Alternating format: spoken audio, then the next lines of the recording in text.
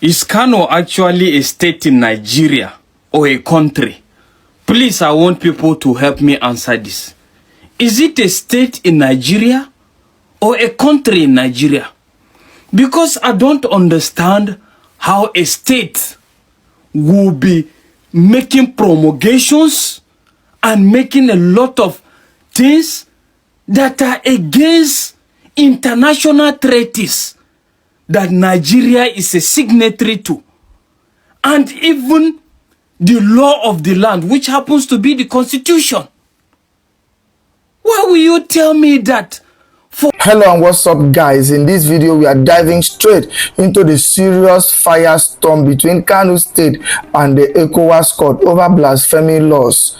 This one is not small at all. Kano has drawn a line in the sand and they are saying loud and clear, no going back on Sharia law. The Ecowas court ruled recently that Kano's blasphemy laws go against human rights, especially freedom of expression. The court even asked the Nigerian government to change or remove those laws to match the African Charter on Human Rights. But Kano said no way. They are not shifting ground. The state government is standing firm, saying they have a duty to protect Islam and the values of their people. According to them, their laws are backed by the Nigerian constitution and they believe Ecowas has no right to interfere. Kano's Commissioner for Information, Ibrahim Waya, made it clear. He said the people of Kano are mostly Muslim and their laws reflect their faith and moral beliefs. He said, and I quote, "We will not be deterred by external pressures. Our responsibility is to protect our people's values." They also said every blasphemy case is looked into by the Attorney General first, and the law is not there to oppress people but to maintain peace and protect religion. Now, here is where it gets more serious. The state reminded everyone that even countries like the United Kingdom once upheld blasphemy laws to protect believers' feelings. They believe Nigeria, especially Kano, also has the right to do the same. But guys, here is a big question everyone is now asking. Kano is a state under Nigeria, right? So why is it creating laws that go directly against what the Nigerian constitution and international courts are saying? And another one that is making people talk. Why do people get sentenced to death for blasphemy, but known terrorists who have caused serious pain and destruction are sometimes given amnesty and even royal receptions in the northern region? It is a serious situation that raises deep questions about justice, fairness, and the future of religious laws in Nigeria. Guys, I will let you watch the video for yourself so you can see exactly what I am talking about. Also, don't forget to like, share, and subscribe to this channel if you haven't already done so. Take a look, guys, and remember to share your thoughts after watching. The Kano state government has rejected the Ecowas Court of Justice ruling that declared its blasphemy laws inconsistent with international human rights standards.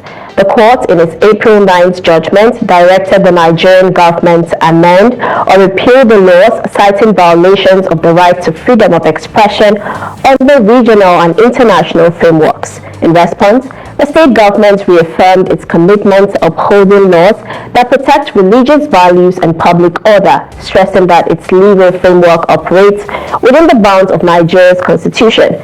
It argued that the Sharia penal code was enacted under constitutional authority and reflects the state's socio-religious context within Nigeria's federal system. Kano authorities emphasized that freedom of expression is not absolute and can be restricted under both domestic and international law to safeguard public morality and religious sensibilities. They also questioned the enforceability of the Ecowas judgment, citing the requirement for domestication of international treaties before they can be binding in Nigeria. While defending its legal stance, the government said it is taking measures to prevent abuse, including legal scrutiny of blasphemy cases and promotion of interfaith dialogue to ensure due process and discourage mob actions. We now have Barrister Abba Hikima to provide us with some analysis. Good evening, Barrister, and thanks for joining us. Barrister Hikima, can you hear me? Yes, I can. Very well. Good evening and welcome to News Hour. Good evening. Thank you. All right, so what can you tell us about how unprecedented this development is, and how does it work regarding jurisdiction? Well, it is really not unprecedented. We've had cases and instances where regional courts, have overturned domestic laws and have tried to render them inconsistent with certain international values. So the Ecowas court's ruling is not really unprecedented. There are so many instances where such kind of courts have declared certain laws as incompatible with international standards. However, the court, in my opinion, has not considered the several factors in its judgment. For example, the emotional factors, the philosophical, theological, cultural values of the people in passing, its own decision. Domestic laws are not just passed, for the fun of it. They are passed to ensure that they cure a certain defect in the society. Mm-hmm. In northern Nigeria, and especially in Muslim-dominated states, blasphemy against the person of the Prophet Muhammad, peace be upon him, is seen as a very serious offense, is seen as sacrilegious offense. It is a no-go area for a lot of Muslims, and a lot of Muslims are ready to sacrifice their lives just to protect the image of the Prophet of Islam. So it is not, the Prophet of Islam is not just a historical figure in Islam. He is the embodiment of divinity and religiosity, as you can say. So a lot of non-Muslims may not really understand this. So, but even in Nigeria, the Supreme Court in 2007, in the case of Sharia versus the state, has cleared that the position of the law in Sharia is that any sane adult Muslim who defames or utters any word which is capable of bringing disrepute or odium or contempt to the person of the Prophet of Islam, peace be upon him, such person has committed a serious crime punishable with death. This is the law in Islam, and people in Nigeria Nigerians and especially Kano indigenes are entitled to practice their religion. So this is the law in Islam. I understand that a lot of non-Muslims will not understand this because perhaps the intensity of the punishment. But like I told you, if the emotional and the social implication of blasphemy is looked at, and of course the ripple effect of blasphemy, you could see that really, like Kano State rightly maintained, blasphemy laws in Kano State, especially under the Sharia penal code law, is very much constitutional.